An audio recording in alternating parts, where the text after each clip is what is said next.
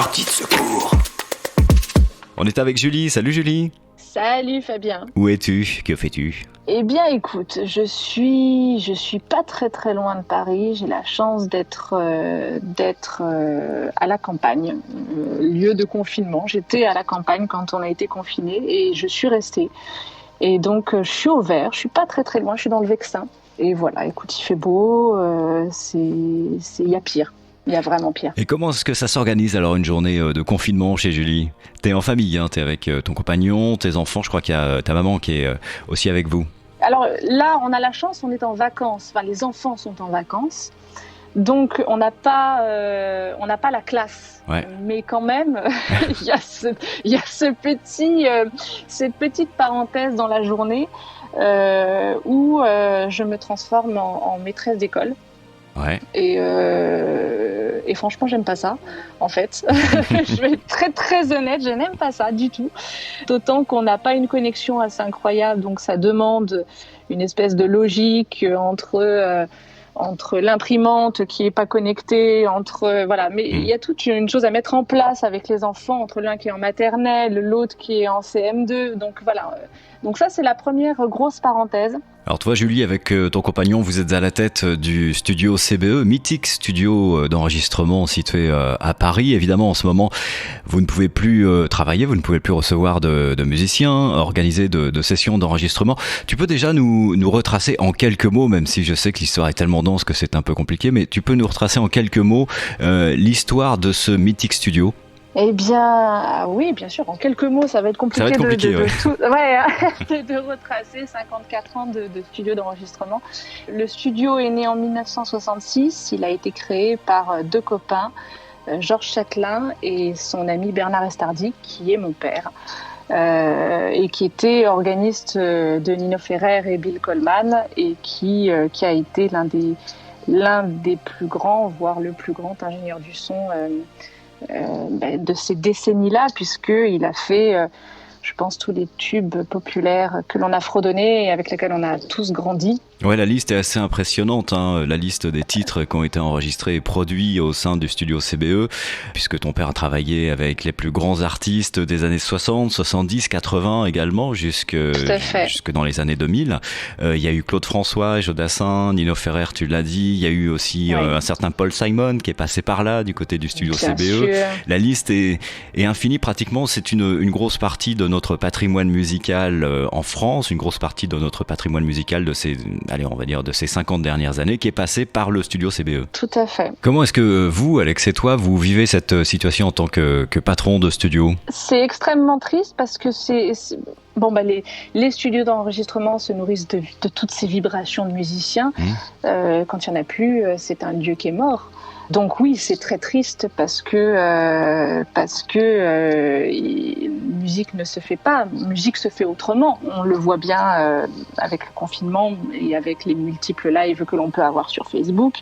Mais effectivement, ce lieu est fermé. Et c'est triste pour la part d'histoire, c'est triste parce que c'est notre monde qui s'arrête, évidemment. Enfin, il y a des choses bien plus graves, hein. Il y a des gens qui meurent, donc on relativise aussi. Toute la question de la survie d'un studio était déjà posée bien avant, si tu veux, que ce coronavirus débarque dans nos vies, puisque un studio d'enregistrement, c'est... vu qu'aujourd'hui, on peut faire de la musique un peu n'importe où, pourquoi s'embêter à aller enregistrer dans un studio d'enregistrement où c'est finalement coûteux, enfin voilà. Mais donc la question se posait déjà, si tu veux, d'une certaine manière. La question va se poser, je pense, encore plus quand on va commencer à être déconfiné d'une certaine manière, parce que je suis pas sûre qu'on sorte les premiers de ce déconfinement d'une certaine manière, tout comme les restaurateurs, tout comme ces groupes ou ces lieux où l'on reçoit du monde en fin de compte, puisque on est voué à recevoir beaucoup de monde. Donc toute la question de cette après-crise, de cette après-pandémie, ça sera de savoir comment rebondir dans notre activité. Oui, ce confinement est aussi l'occasion de se poser peut-être des questions et de voir l'avenir aussi de façon différente et d'envisager peut-être des voies qu'on n'avait pas forcément imaginées avant, faute de temps aussi, parce qu'on est pris un petit peu dans la roue. Tu le vois comment, l'avenir, justement? Est-ce que tu penses que ce qu'on vit en ce moment, ça va amener dans notre société des gros changements, et notamment dans le domaine qui te préoccupe, à savoir la musique, la production musicale? J'espère qu'on va tirer les leçons de ça. C'est-à-dire que là, le monde s'est arrêté, vraiment arrêté. Historiquement parlant, je suis pas sûre qu'il y ait eu un précédent par rapport à ça, hein, même s'il y a eu des pandémies et autres. Ouais. Sauf que la vie des gens n'était pas aussi précieuse. Donc finalement, ça continue. Là, voilà, tu vois, donc là, vraiment, le monde s'est arrêté. Je suis pas sûre qu'ils repartent de la même manière, en fin de compte. Et il faudrait peut-être pas qu'ils repartent de la même manière, parce le monde s'est arrêté pour un virus, quoi, pour un truc qui est infiniment petit. C'est-à-dire que c'est colosse au pied d'argile, tu vois ce que je veux dire? Ce côté, on s'est fait terrasser par le minuscule, par l'invisible. Et du coup, ça met en lumière toute la fragilité de notre monde et de nous-mêmes, en fin de compte. Alors, au sein de notre métier, de notre profession, oui, ça pose, au sein de la musique, ça pose le vrai problème. C'est-à-dire que nous ne sommes pas essentiels et à la fois nous sommes essentiels, puisque les gens ont besoin de musique, mais on peut faire de la musique un peu n'importe où, n'importe comment. Finalement, la musique a toujours été là. Notre industrie est très jeune, finalement, donc elle a été propulsée, pensée par des financiers quand elle a explosé les années 70, les années 80, et puis voilà. Mais si tu veux, par la suite, elle risque de changer. Oui, elle risque de changer, en tous les cas pendant un certain temps, parce que je suis pas sûre qu'on puisse se refaire des concerts comme avant, et c'était quand même le centre même, le cœur même de la musique. C'est-à-dire, c'était quelque chose que l'on partageait à plusieurs, on dansait, là, le fait que le contact soit totalement aboli, oui. mais oui, du coup, ça stoppe tout, en fait. C'est-à-dire que la musique n'a presque plus lieu d'être. C'est-à-dire qu'avant, on dansait sur un slow, ou on faisait un pogo, ou je sais pas, tu vois ce que je veux dire, mais il y avait la musique, c'est c'est avant tout du partage. Absolument. Alors, l'envie de créer est plus forte que tout. En plein confinement, Alex et toi, vous avez recréé un petit studio improvisé là où vous êtes. On est studio d'enregistrement, mais on produit aussi des choses. Et on avait des projets aussi en cours. Le confinement fait qu'on ne peut pas aller dans le studio régulièrement pour travailler, puisqu'on n'est pas essentiel à la société. Donc on a improvisé un petit studio là où on est.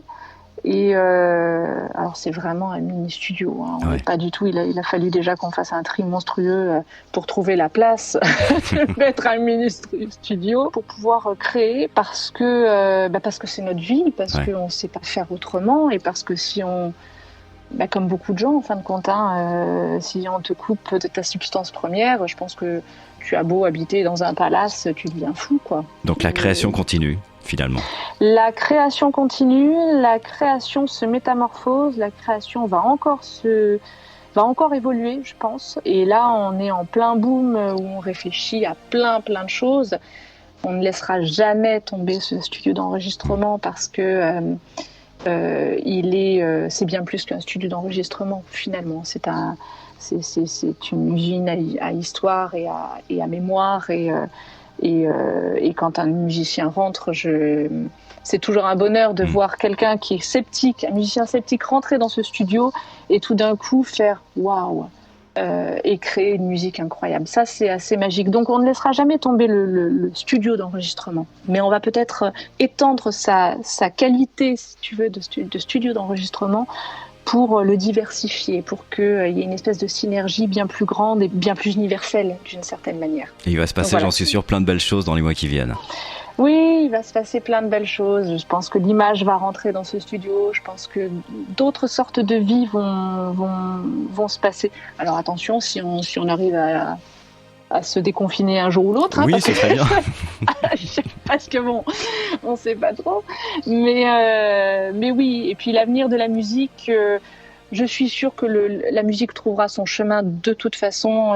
Je trouve que il y a dans ce confinement énormément d'imagination de la part des gens, et ça démontre une chose, c'est que finalement la vie trouve toujours un passage, la vie trouve toujours le chemin pour sortir victorieuse de ce truc-là.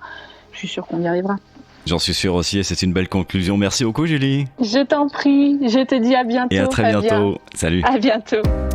Sortie de secours.